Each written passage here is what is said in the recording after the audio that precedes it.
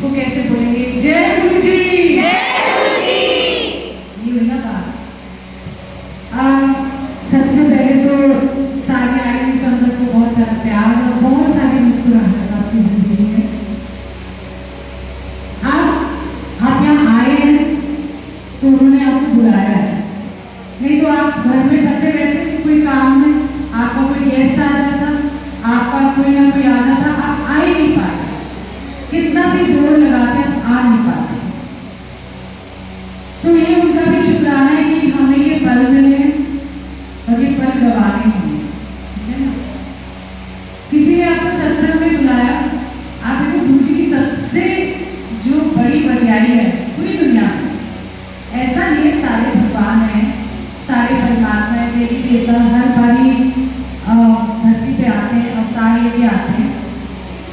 जितने भी लोग जिनको पूछते हैं उन्होंने सब धरती पे अवतार लिए, ऐसा कुछ भी नहीं है कि ऊपर से तश्तरी में आए और कहीं और से आए और यहाँ पर आ गए।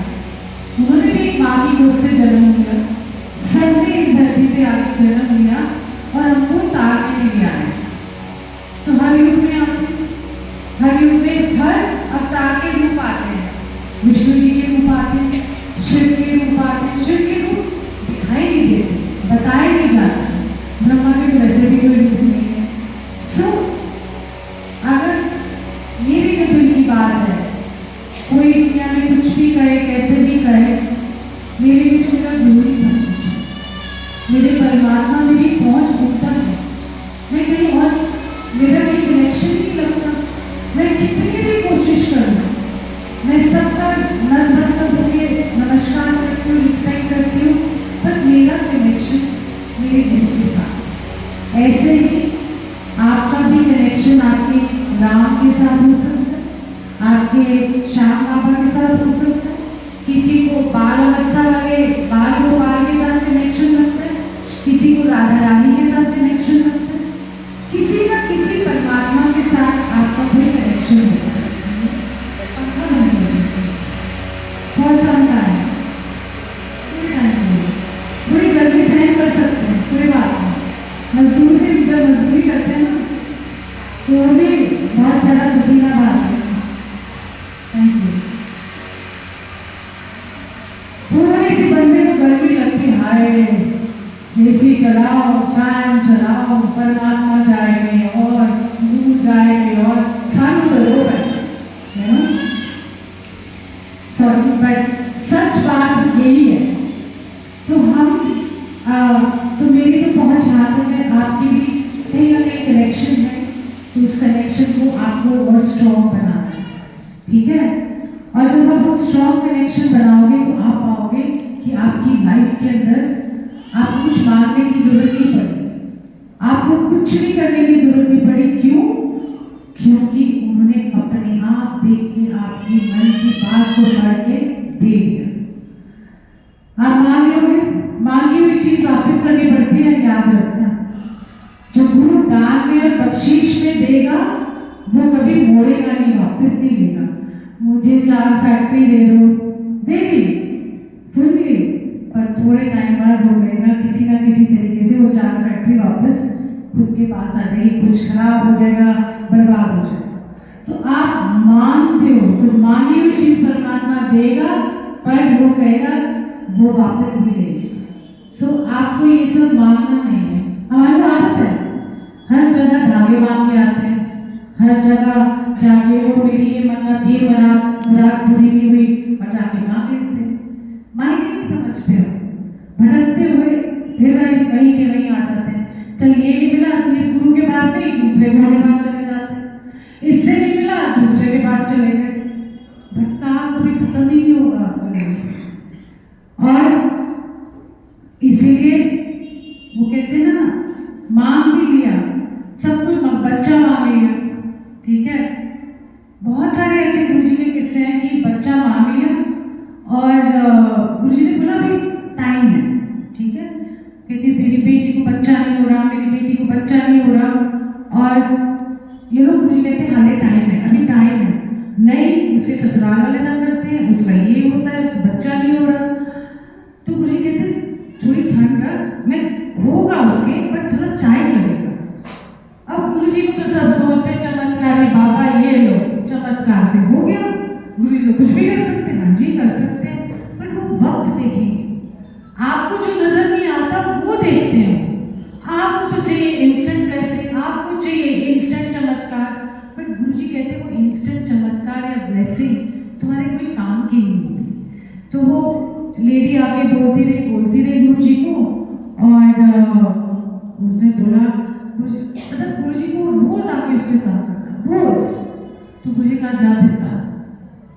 अब 8-9 महीने के बाद बेटी हुई उसकी, या बेटा जो भी था, बच्चा हुआ। जब बच्चा हुआ तो उसी टाइम जिस बेटी को लिखा, बेटी की चाइल्ड बर्थ में डेथ। वो फिर आई गुरुजी के पास रोते कहती गुरुजी, कहते मैं तेरे क्या से वेट करने, अरे टाइम सही नहीं है, मैं दूना तो बचा लेता, पर तू अपना मांग के तू की कितना बेटी के बाद, मैं तो तुम्हारे को आशीर्वाद देने के लिए बैठा हूँ। मुझे पता है कि देना कब है, कैसे क्या करना। हम बहुत जल्दबाजी करते हैं, धागे बांध के आएंगे, वैष्णो देवी जाएंगे, एक मांग के आएंगे, मन्नत पूरी, नेक्स्ट डे फिर चलेंगे। माता रानी वहाँ बैठी है, क्या कर रही है, कोई दर्शन के लिए नहीं जा, उनके दर्शन के लिए कोई नहीं जा रहा, मांगने जा रहा।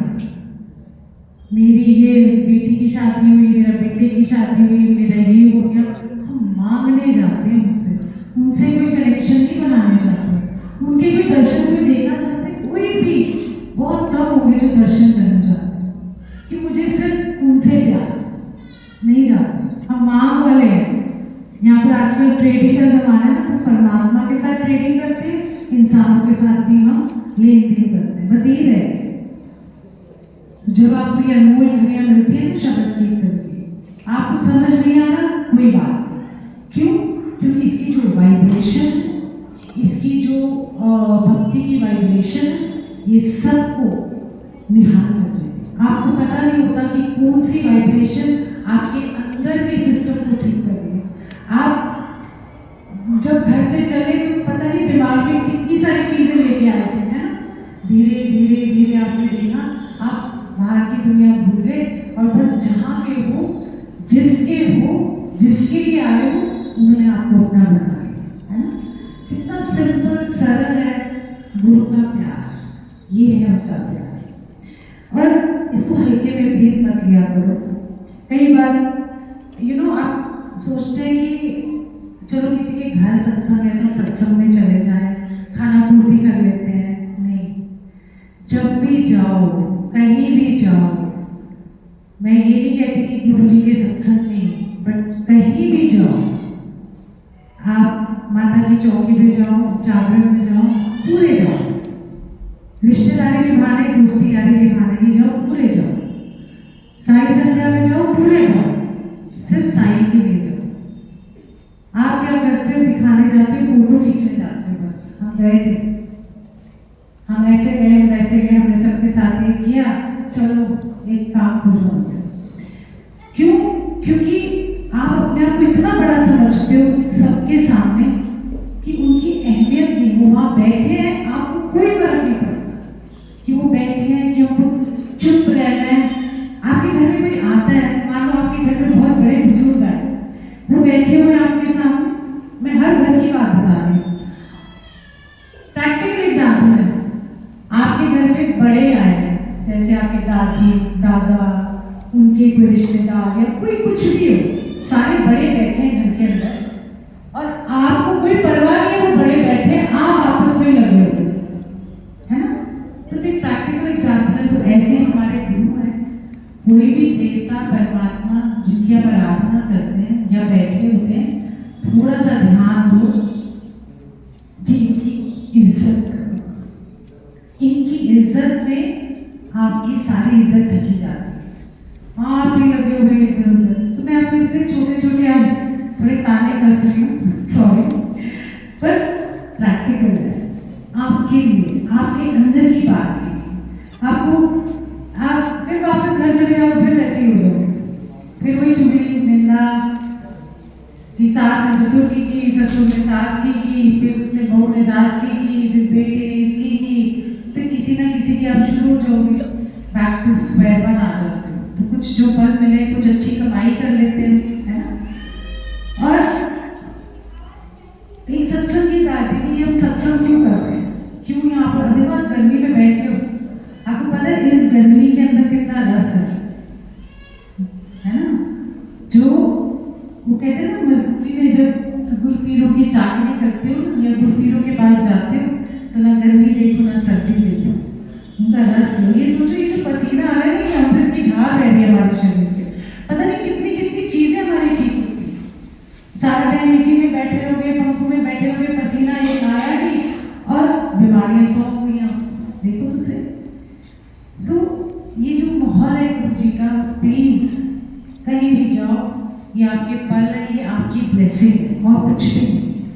और एक और मैं कहना चाहती हूँ, ये सत्संग जब रखते हैं दूर दूर से आते हैं सारे, सबसे पहले गुरु की जब आप गद्दी लगाते हो उसमें उसी के साथ आपको संगत भी गुरु रूप में आ सकती है। गुरु जो है ना वो संगत के अंदर है, कब कहाँ आ जाए आपको नहीं पता लगेगा। इसका छोटा सा किस्सा सुना जी। जब आपको लगे कि बहुत ज्यादा हो गया बता पहले मैं छोटी सत्संग की रूपरेखा बताती हूँ और संगत के गुरु किस संगत के रूप में आते हैं ये भी आपको बताऊंगी। सत्संग इतना सिंपल होना चाहिए आपका। सबसे पहले सारी संगत पूरी दुनिया में कहीं भी हो, जब आप सत्संग करते हैं तो चाय प्रसाद ही सर्व करो, साथ में लड्डू गुलाब जामुन नमक पारे बिस्किट कुछ नहीं देना। क्यों? क्योंकि फिर बोलते मोटे हो गए गुरु जी के पास आके मेरा साइज बढ़ गया, मोटे हेल्दी हो गए, क्योंकि आप एक्स्ट्रा खाते हैं। गुरु जी ने बोला ही नहीं एक्स्ट्रा खाने के लिए। गुरु जी इतने सरल और सिंपल है। चाय प्रसाद दो, आधा टाइम तो हमारा एक पट्टी डालने में चला जाता है, इधर देखते हैं आधी गिर गई, अच्छा साफ करो। आप सोचो 15 मिनट हमारे वेस्ट हो गए। चाय का आप जब प्रसाद रखते हो आपके हाथ में है ना, एक सिप की आँख बंद करके भी पी सकते हो। यहाँ तो फिर थोड़ी देर नजर पड़ जाती है, चलो भी मत्था टेकना है, में कुछ और जा रहा है। सो आपके जो 2 घंटे हैं उसमें से 15-20 मिनट तो ऐसे ही उड़वा दिया। और उसके बाद कोई देर से आया, उसने खाया, उसके बाद फिर उसको लंगर भी खाना पड़ा। इमेजिन लोग मोटे नहीं होंगे तो क्या होगा। सो बहुत सिंपल रखो सत्संग, चाय प्रसाद के साथ कुछ नहीं रखना, बहुत है चाय प्रसाद। उसके बाद जो लंगर का स्वाद आएगा ना, आए पूछो नहीं। हम तो ये फॉलो करते हैं सिस्टम और हम बहुत शौकी। सो इस तरीके से फॉलो करो। गुरु जी ने कभी चाय के साथ कुछ दिया भी नहीं था। ये लोगों ने देखा देखी इतना बड़ा समोसा देंगे खाने के लिए, फिर उसके बाद लंगर भी इतना हैवी देंगे, फिर पेट आपका है किसी का पराया तो है नहीं। तो आपने जो चीजें हैं उसको प्लीज फॉलो करो। जो जो सत्संग करते हैं चाय प्रसाद दो, अपने लाड में ना आके ये ऐसी बढ़िया करना है, ऐसी बहुत कुछ करना है, ये सब कुछ नहीं चलेगा। इनको बोलो कि पहले खुद बैठ के एक समोसा खाए और 10 मिनट में लंगर भी खाए, ठीक है, जो खिलाते हैं खाया ही जाएगा उनसे। तो जो आप खुद नहीं कर सकते आप दूसरों को सिर्फ चाय प्रसाद दो और सिंपल लंगर रखो। ज़्यादा सैलेड, बीच में अचार, बीच में सब कुछ तैरता हुआ कुछ मत रखो। सो आप जितना सिंपल रखोगे उतना ही रस आएगा, सच बता रही हूँ। नहीं तो आधा टाइम खाने पीने में लग जाएगा, आधा टाइम इधर उधर लग जाएगा। जो आपको ये पल है ना ये कभी नहीं मिलेंगे वापस, कभी नहीं। आज है कल नहीं, पर ये वाला जो पल है ना ये हमारी कमाई है। एक पल परमात्मा के साथ सच्चा पल यही जाएगा ऊपर, ना ये पोशाक जाएगी ना कुछ भी नहीं जाएगा, सब ऐसे ही रहेगा। चिंताएं, तकलीफें, खुशी, गम, कपड़े, jewellery, everything, nothing is going to be there, कुछ भी नहीं होगा आपके साथ। सो सिंपल रखो सारी चीजें। एंड किसको घबराहट आप ना वो एसी वाले में जाके बैठ जाओ। हाँ जी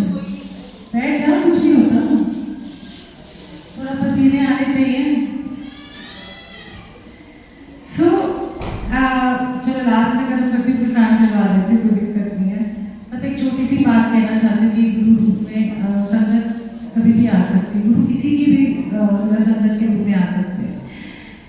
छोटा सा इंसिडेंट सुनाती हूँ, बहुत पुराना है कि आपने बुल्ले शाह का नाम सुना हो? हाँ जी। सुना ना? हाँ जी। जिसकी आप कितनी सारी सुनते हैं कहानियाँ कि मैं कंजरी बांगन अच्छा है ना, गुरु यार बनावा। तो उनको अपने गुरु से बहुत प्यार था, बहुत ज़्यादा प्यार था।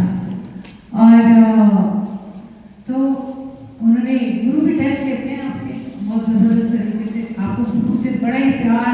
उनकी बहन की शादी थी, बुल्ले शाह जी की। तो बुल्ले शाह जी की बहन की शादी में वो गुरु को इनवाइट करने गए कि गुरु जी आप आ जाना, और मेरे को बड़ी खुशी हुई। हाँ हाँ मैं आऊँगा। पूरा इंतजाम दावत का वेट करते थे बुल्ले शाह कि उनके गुरु आए। खुशी होती है ना, गुरु आपके घर आते हैं। तो उन्होंने गुरु भी तो गुरु है कि परखते प्यार कैसा होता है गुरु के लिए। तो उन्होंने अपने 2 सेवादार थे जिनकी कपड़ी पोशाक इतनी अच्छी नहीं थी, तो उनको भेज दिया, बोलो तुम मेरी रिप्रेजेंटेशन कर दो, तुम मेरी मैंने तुम्हें भेजा। तो वहाँ गए तो बुल्ले शाह ने देखा गुरु तो आए नहीं, ये आए हैं, फकीर से लगते हैं, कपड़े वपड़े भी ठीक नहीं है, चलो खा लेंगे।